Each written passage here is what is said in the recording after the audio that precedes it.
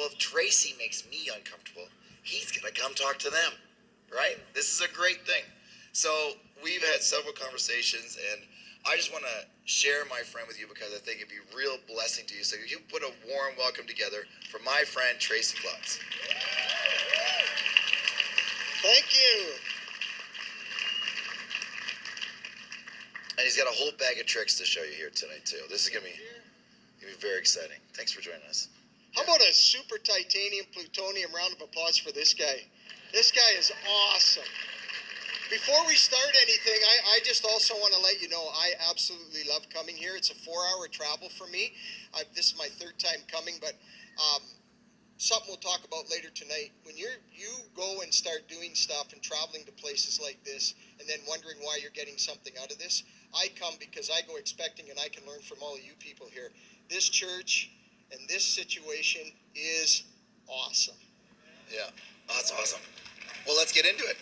Have a seat on my couch. You want me to sit or lie? No, you can sit down. We'll do the lie down and we'll talk later. That'll be great. Welcome to the show. Thank you. Well, Tracey, people have no idea what you do for business. This is great. They have no idea who you are. So what is your main business? Or you want to talk about your family? You want to show you pictures? Yeah, let's show a couple of pictures of my family first. We have those. There you go. Okay, so that's my wife of 36 years. Woo! Yeah, look at that picture. Just so you guys know, here's something that we need to say. My wife is my oxygen. If you have your oxygen cut off, how long can we go, men, without oxygen? Not very long. Think about that. Let that settle in. My wife is my oxygen. Let's all the guys say that. You guys aren't getting that. My wife you'll get it later. Is my oxygen. Okay. All right, show me the next one.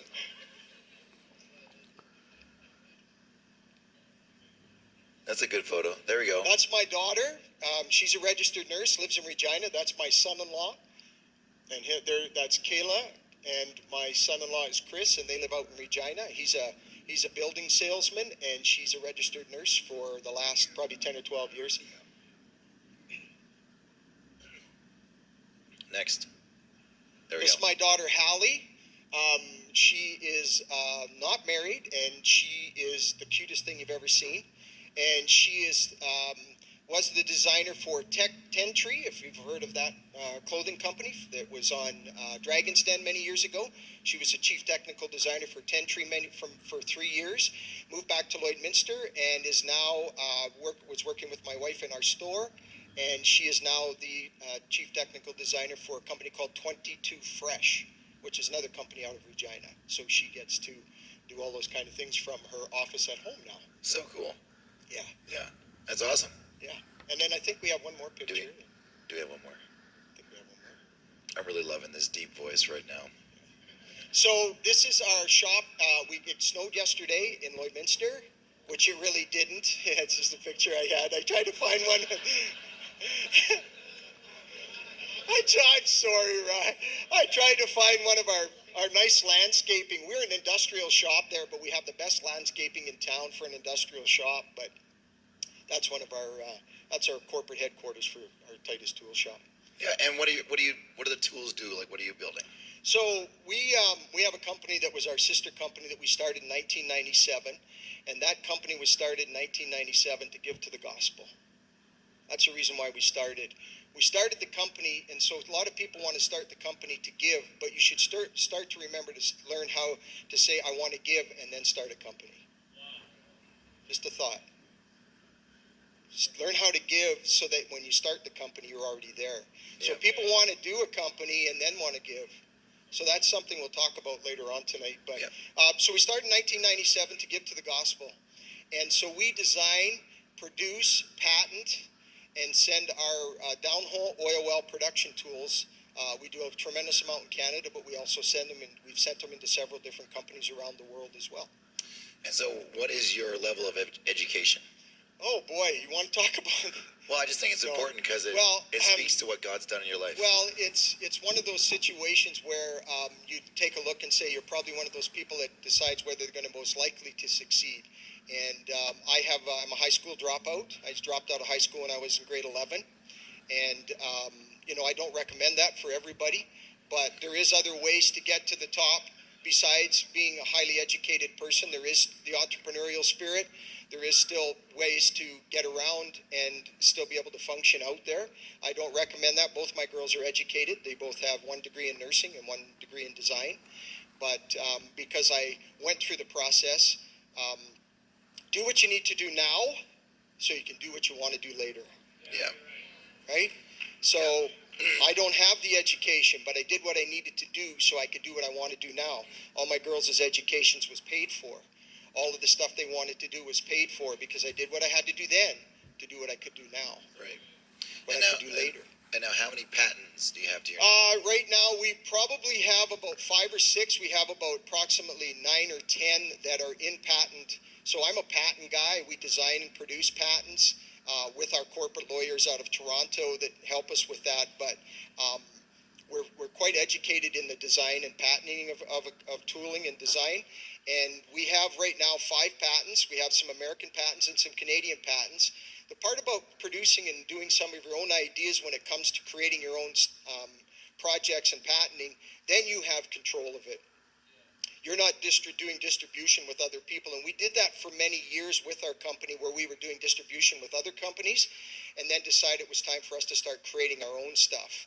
But just remember this, that Malachi 3:10 says, bring all the tithes into the storehouse, so there may be meat in my house. And if I will not open you up the windows of heavenly opportunity. Tithing and giving gives you opportunity. Right?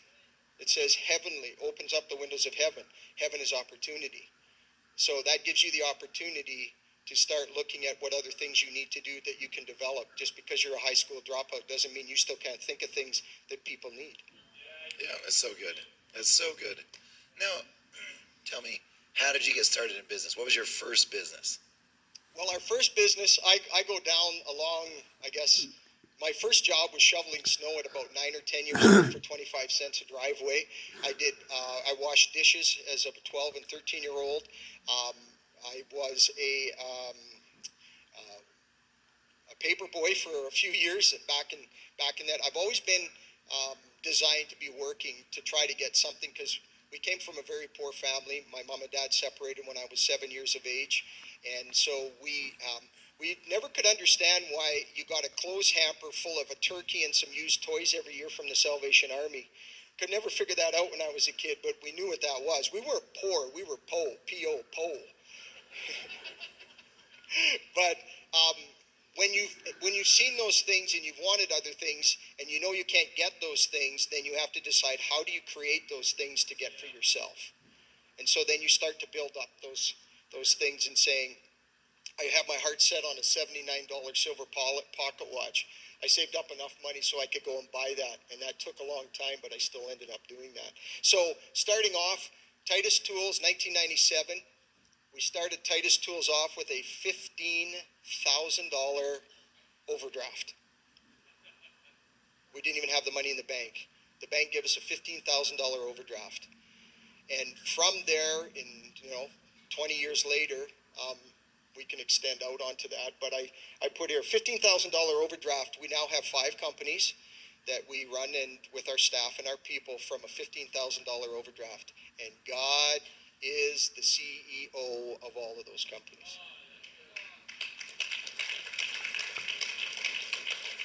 Okay, that's so good. Okay, so obviously your faith is a key part of your success. How do you put it together? Like, so many people think, oh, if I want to be a man of faith, I can't have money. Right? That's a real thing. So how do you reconcile that tension of I'm going to be wealthy and I'm going to be a man of faith and follow Jesus? How do you do that? Well, I think it's sad. It's a sad situation with people that don't believe in anything, because then who do you turn to when you need something to change in your life? And so, if you want to talk about faith, faith is everything to me. Faith has gotten me through the things. Faith has gotten me through the situations of being able to build on the tools and the concepts and the ideas. ICIs, ideas, concepts, and insights. And it's given me that opportunity to be able to reach out to somebody that I know I couldn't do on my own. Has anybody ever tried to do something they couldn't do by themselves, so they asked somebody else to help them? Why is that so abnormal? It's not. If we're looking and saying we can't do it on our own, then we ask for somebody else that's even 1,000,000 times greater than we are, or 1,000,000,000,000 times greater. So why would we not call upon that situation in our lives more than we would our own selves when we know they can do a better job of it? I have a lawyer. I have an accountant. I have a great banker. They do that stuff better than I do. Why? Because I'm not good at doing that stuff as good as they are. Business. Make sure you don't think you need to be a master of all of them. That's why you have people in the room to help you with that. Henry Ford once said, I had 18 lawyers in the room. I don't know how they do any of it. That's why I have them in the room to defend the cases I do, because that's what they're there for. Okay, so I'm going to change gears a little bit. You do something really cool with your wife every week. Oh boy, I'm ready for you. It doesn't matter. I know. So We're getting ready for this, and I'm like, Tracy, just roll with me. He's like, I'm good. Let's go back for about 2 seconds. I was telling Ryan on the way up here, and I find that for me, when I'm driving, I have more communication with God a lot of times because you're just driving, and it came to me here, and it's called stacked faith. When we talk about faith, stacked faith. I was going through a situation here for about 3 weeks, and I'm just sitting there going, God, every time you turn around, you're making a way. Every time. So why are we not stacking that one on top of the other one, on top of the other one, on top of the other one that says, wow, I got a stack here of pizza pie faith that when that situation comes up, I've got more stacked faith against that situation that can get me through that than if I just had one little faith. But let's talk about stacked faith one more time on top of that. It says, when 2 or 3 are gathered in my name. Okay. Ryan's faith stacked up on top of my faith. Pastor Mel's faith stacked up on my faith. Now you got 10 people. Now you got 10 pizza pies of faith stacked up on top, and you're thinking that something's not going to happen with that? I don't know where that came from. That's just stacked faith. Stack it on top. Don't separate it out. Celebrate the triumphs that God has given you on those things. When it comes to the faith, just keep accumulating it. There's nothing saying you can't take that away. Pile them all up. Doesn't matter. Maybe that's the thing that gets you through that, because you had a whole bunch of times where God did those things. Then count on those triumphs to get you through the next situation that you're involved in. That is so good. Now let's go back to that other question about the date what and destiny. do you do with Kareen on Wednesdays? So date and destiny night is what we call our Wednesday nights. And just time out. So they don't just go on a date. I've seen this where people go on dates and they're like, well, we went on a date. And because the date has no purpose, the marriage doesn't move forward the way it's supposed to. I thought this was a shift. I was like, date and destiny night. That is so powerful for your lives. Date and destiny night. He said that. I was like, that is a shift in how people should date their spouse. Go ahead. Thank you, Ryan. Is he not a great host or what? Man, like, you are. I mean, you are making this very easy tonight. Thank you. Date and destiny night. So many years ago, my wife bought us some really high-end pens that we can write with, and then we have these binders, and all these binders are for is when we go out on date and destiny night, we go together and we might have supper, and sometimes we might talk, but it's always about something that we want to do, or something that we need to talk about the business, or stuff that we want to create or go forward with, or something else that we want to develop, or something came up, and then we write them down and we put them into a book. And this is an exercise for those people that, if you are not that closely related with your wife in business, I'm saying this back on the oxygen level situation again, when it comes to men in business, and you're making those kind of decisions on your own without your wife beside you, be careful. Okay? Yeah.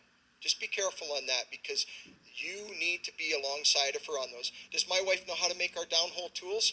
Probably not. But does my wife know what decisions we make when it comes to management and deciding where we're going forward in that? Absolutely, she does. That's so good. So we're going to talk about that 4 levels on the date and destiny night. But talk about like you guys have a question you ask every week. Okay, well we'll lead into that, and that's called we started conversing when we're talking about people deciding what do they want to do in business. And Anwar, are you here? Right here.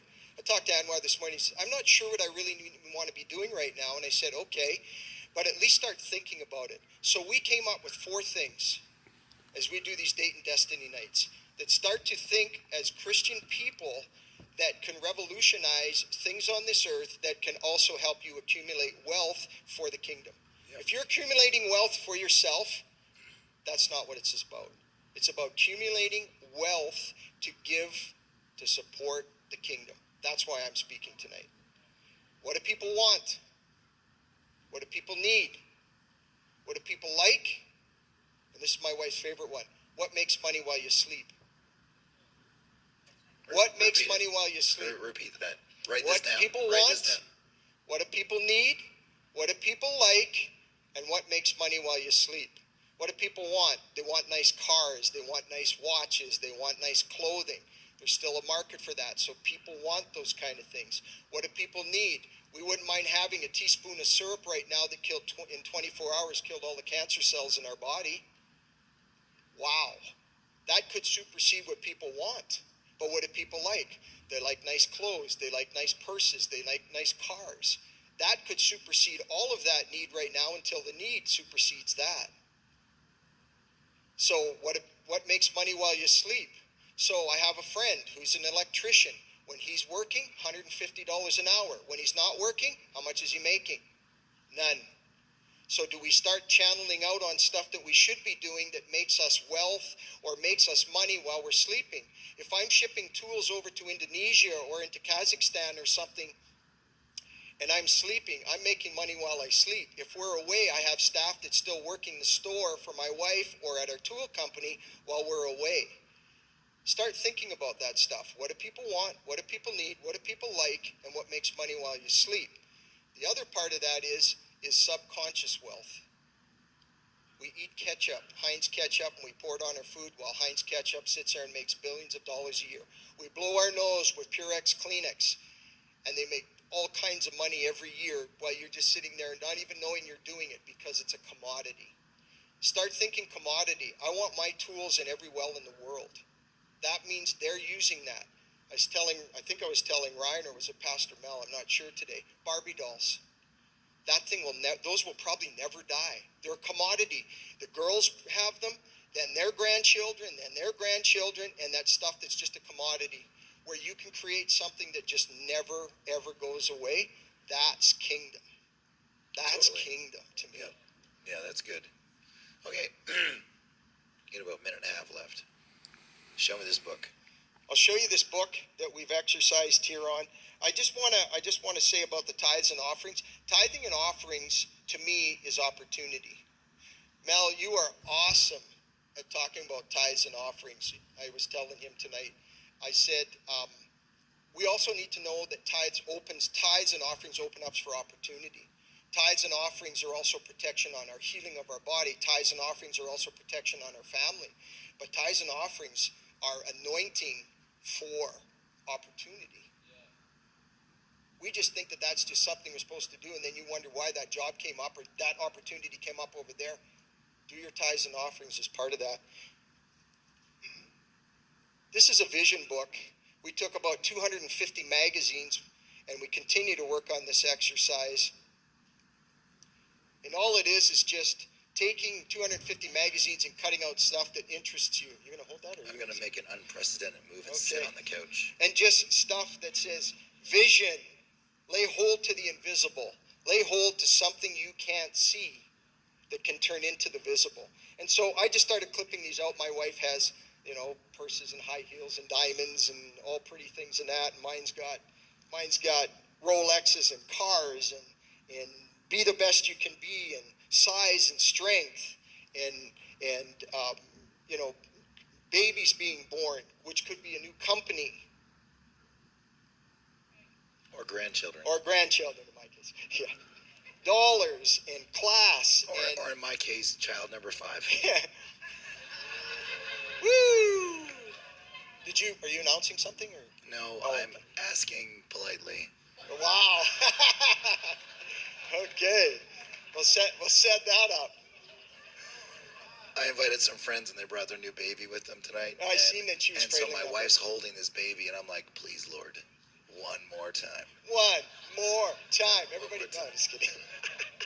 One more. No. So here's some other things. Here's another thing I did. I don't know if I would say this is out of the ordinary, but when you are in business and there's certain things that you know you need to have come around, I went to every single tower in our city and laid hands on those oil company towers and said, in Jesus' name, you're going to buy from me today. You're going to come. You're going to come and buy my product. And I don't normally share this. I don't think it's out of this world. But who's going around to the different properties and places that you know you need that traffic from, and you're laying hands on towers in the city? What says we can't do that? They did it for Jericho. Right. We don't want them to come down because then they wouldn't be there to buy stuff from you anymore. But